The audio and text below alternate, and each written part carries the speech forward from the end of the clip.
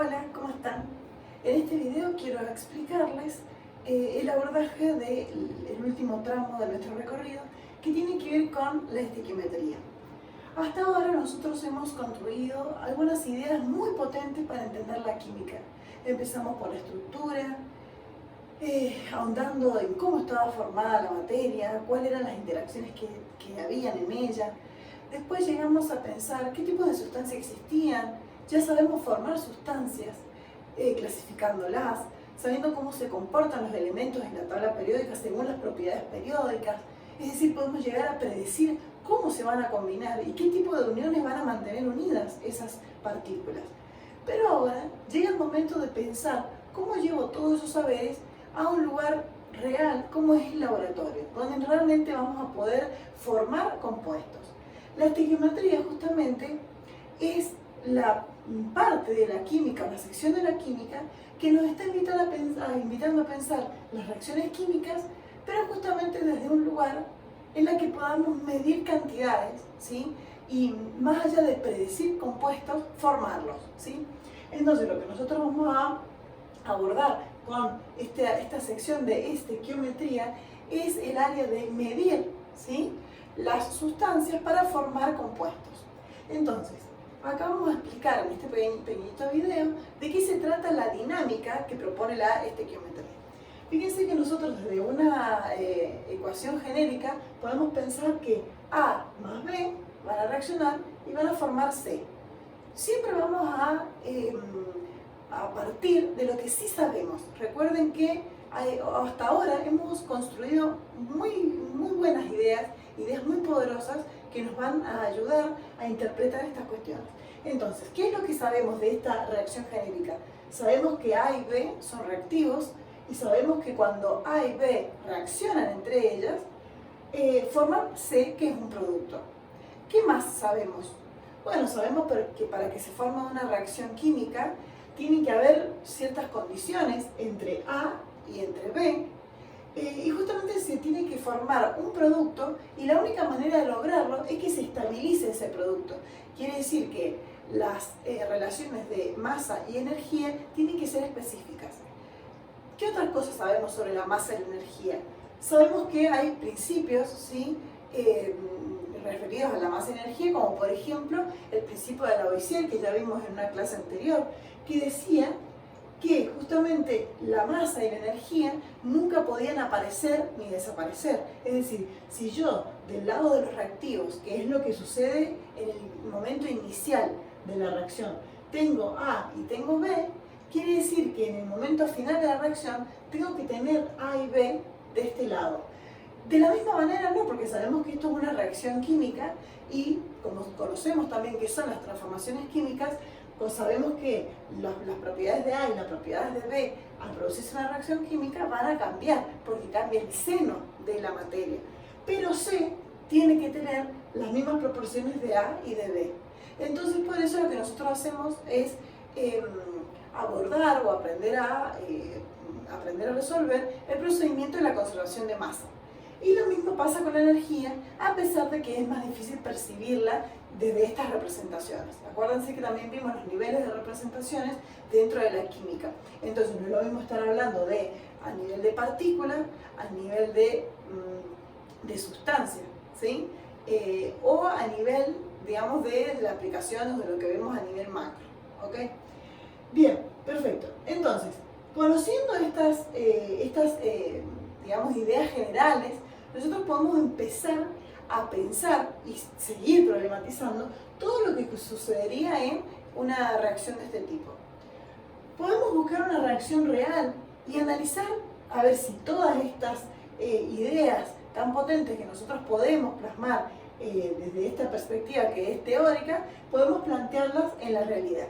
Fíjense, por ejemplo, en este ejemplo, que también trabajamos con otro dato que tiene que ver con los estados de agregación. Ustedes saben, y lo hemos visto muy bien en la primera parte del espacio curricular, que la materia puede estar en 5 estados y nosotros vamos a trabajar específicamente en 3. Fíjense que acá lo que se propone pensar es que el nitrógeno gaseoso va a reaccionar con el hidrógeno gaseoso y va a formar el amoníaco gaseoso, ¿sí? Ustedes me podrían preguntar, ¿siempre que reaccionen dos gases van a formar un gas? No siempre, en este caso sí. ¿Qué otra cosa me podrían preguntar? Bueno, me podrían preguntar por qué están gaseosos.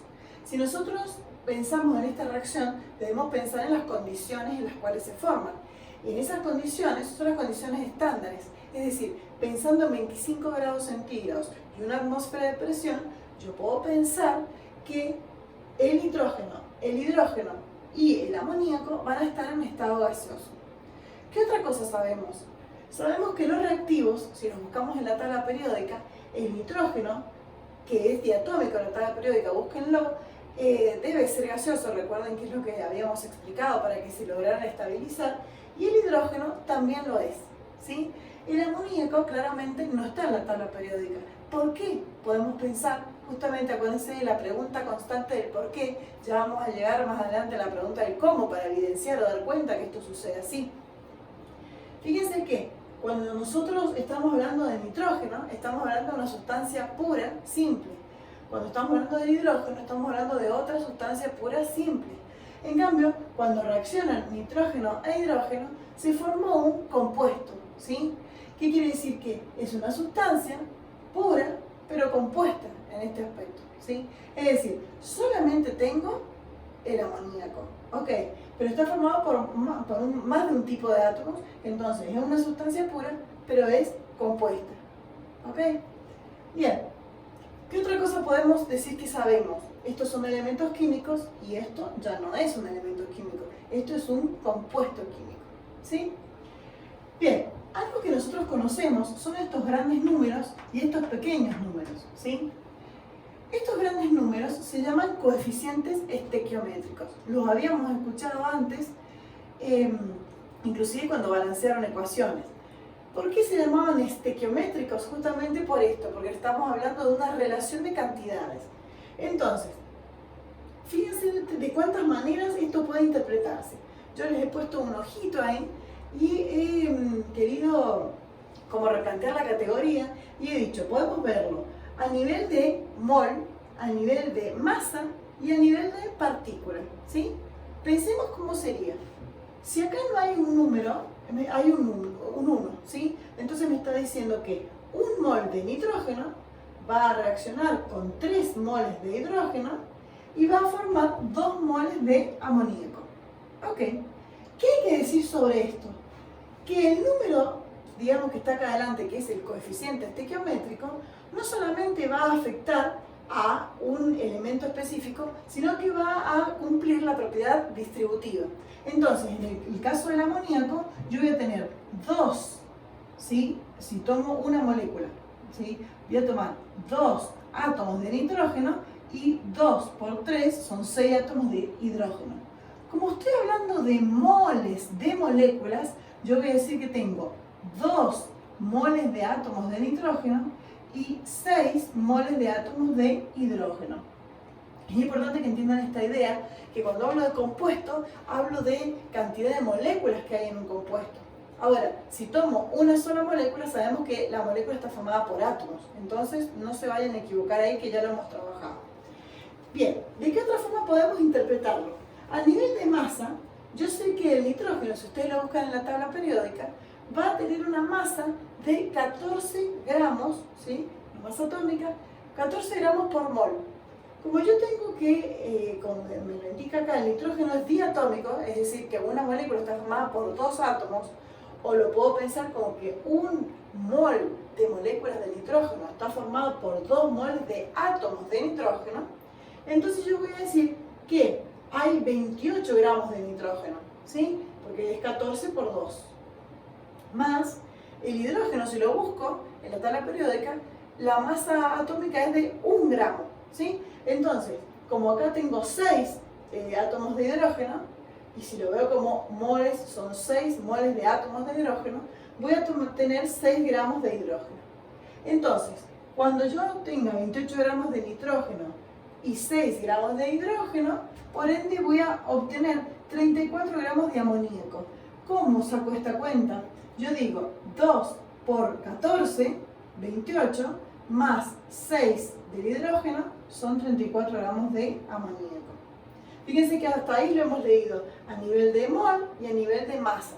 El otro nivel que nos queda es el nivel de partículas, y nosotros ya lo conocemos, porque sabemos que, según lo que proponía Avogadro, un mol de cualquier sustancia va a tener 6,022 por 10 a la 23 partículas, ya sean moléculas, sean átomos o sean iones.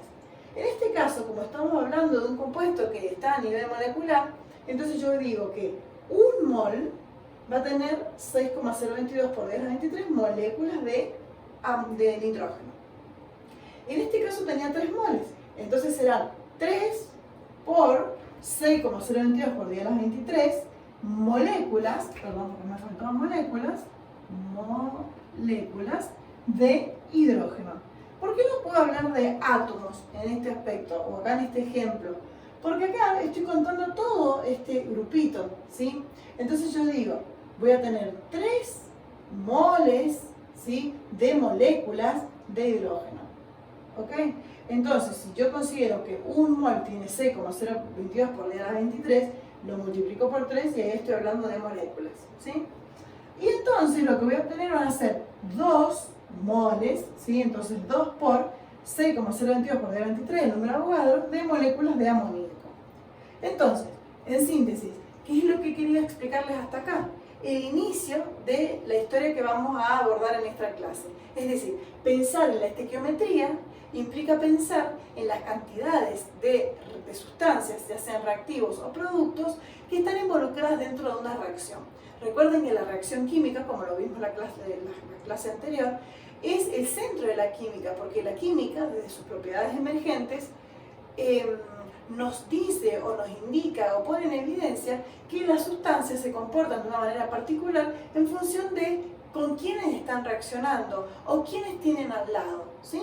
Entonces, fíjense que en esta pequeña explicación hemos puesto en juego muchos de los conceptos que hemos aprendido y abordado a lo largo de nuestro recorrido por la química.